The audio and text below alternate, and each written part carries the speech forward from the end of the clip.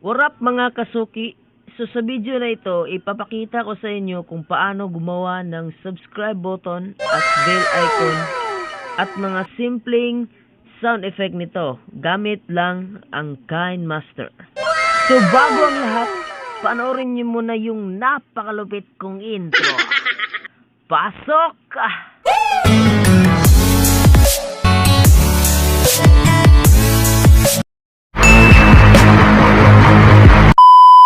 So magsimula na tayo. So first step nyo gawin yung i-click nyo yung plus na box. At yung i-click nyo man yung 16/9. Kasi pang YouTube yan eh.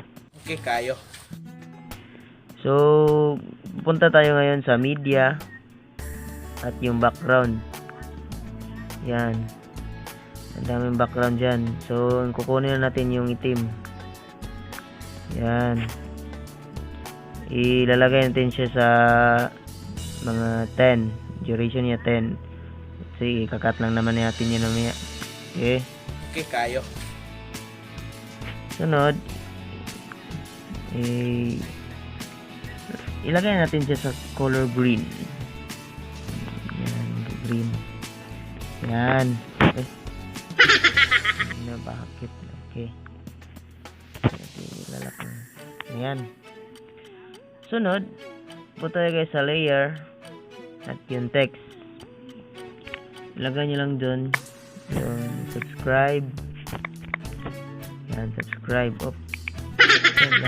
Yan. Yan. Yan, green, subscribe. Tapos, lagyan natin yung font. So, dito tayo ngayon sa Latin. Dito yung Vivan. Yan. Maliit lang. Yan, okay na yan. Sunod, i-click nyo ulit at lagyan na natin siya ng, punta kayo dito ngayon sa kanyang shadow. Yan, shadow. Yan. Tapos yung background color niya. Yung background color naman niya, lagay niya sa red. Adjust natin niya ng 100% para pulang-pula. Okay. Yan, may pula na tayo. Sunod na naman nating gagawin, punta muli tayo sa layer. Text na naman. Yung may smile face naman dyan. Yun sa emoji mo, maghanap ka doon ng bell icon. Saan ba yung bell icon nito? Tangina, huwag yung heart. Bell icon. Dito. At yung bell icon. Kunin yung bell icon yan. Yun lang yung malaki dyan. Yan. So, parang ganito lang yan. Play mo nga. Yan. So, naman natin gagawin, punta tayo muli sa layer, kunin natin yung, punta muna tayo sa emoji at kukuha tayo ng ganitong kamay para pang tusok niya. Okay? So, ilaki natin yung konti. Yan. So, dyan niya siya yung yan siya ilagay. Okay. So i-click nyo yung kamay na yan at pumunta kayo dito sa yung in animation. Tapos slide down yung lagay nyo dyan. Ganyan, yan. Slide down, okay. Slide down sa ganyan. Yan. Tapos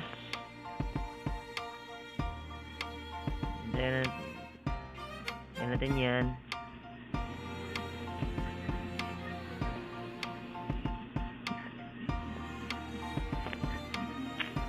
Ganyan lang, yan. Tapos nyo yung pumunta dyan. Yan. Mga 2 yata yan dyan. Tapos ito, lagyan din dyan. Yan.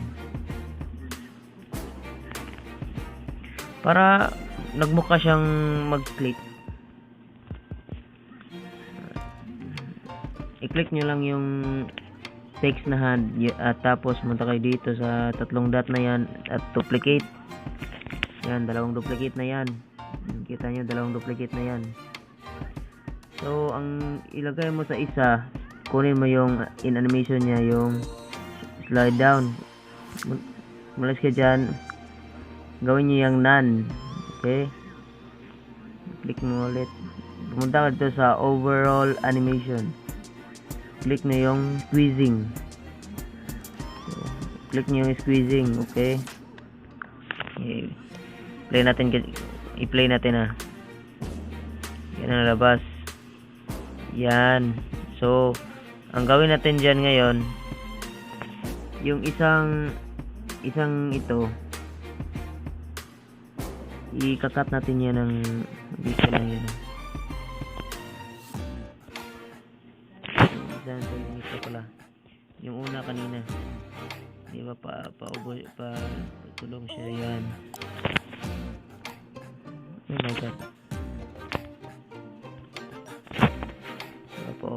Papunta siyang ibaba. So pagdating dyan, kapag nagki-click yan, i-cut na natin yan. Yan.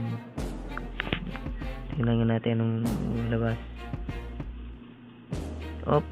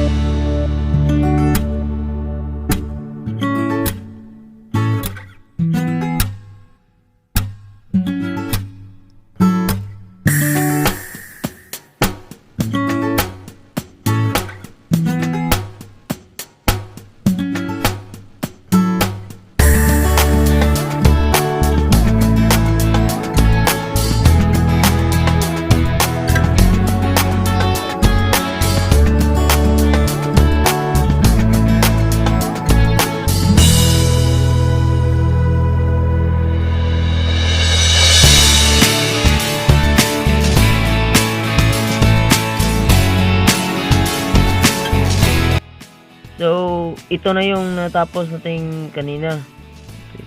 Play natin. Yan. So, sa sound effect nito, pwede kayo nang gumawa gaya nito. Tignan nyo to. Yung ginawa ko dito, yung ang tunog ng pagdating dito sa click ng subscribe ay ginamitan ko lang siya ng ballpen. Tignan nyo tong clip na to. Yan. Nakita nyo yan? Ballpen lang ginamit ko dyan. At pagdating naman dito sa sa bell icon, ang ginamit kong tunog dito ay ito, tignan nyo. Yan. Takip ng kaldero namin. Ang itim. So, nasa inyo kung anong tunog ang ilalagay nyo dyan. Pero sa akin, okay na to. Ballpen at takip ng kaldero lang. May background music na ako. Mahirap na kasi mag-copyright eh. Ito na yung natapos natin ginawa. I-play natin.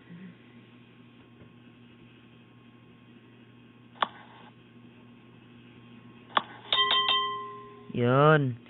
So, paano natin to ikakabit sa video nyo?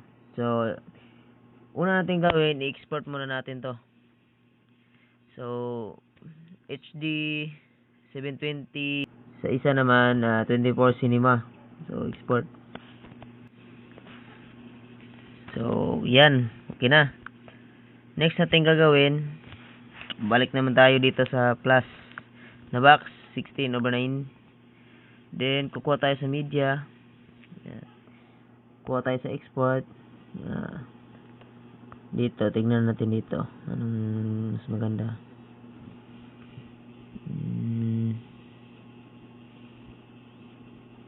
Dito lang, dito. Yan. Yan, na-clip na yan. Dito, lagyan natin ng kunan natin ng tinig. Yan. So, paano natin i-add yung clip natin na ginawa kanina? So, punta tayo sa layer. Then, dito sa media. Yung export natin kanina. Yung una, yan. Tapos, click nyo ng malaki, yan. Yan yung ilagay sa gitna. Yan. Tapos, punta tayo sa chroma key. Yan. Para, see? Dali lang. Ganyan lang ang paggawa niyan. So, play natin. So, yan. Yan. So, dali lang, di ba? So, parang naglalag yung video natin dito. So, basta yun lang. Tingnan nyo ulit. Yun. Yan. So, huwag nyo pansinin yung nasa likod niya kasi lag yung mukha na yan. So, dito lang tatapos ang video natin.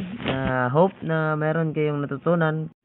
Huwag nyong kalimutan na kagaya ng sinabi ko, huwag nyong kalimutan na mag-subscribe at click nyo yung bell icon para update ka sa future video. So, comment down below kung gusto nyo pang magpaturo ng tutorial about sa pag-edit sa KineMaster. So, thank you!